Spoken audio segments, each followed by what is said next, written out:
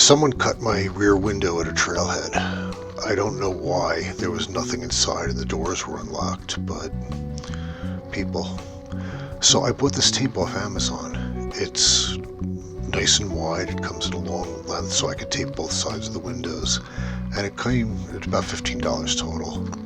Apparently it's strong enough that if you cut a tarp in half, you can tape it back together and use that to carry water around. So here we are 2 years later. It's held up incredibly well. I have not been kind to it. I roll it up all the time. That's why it has all these wrinkle lines in it. And watch this.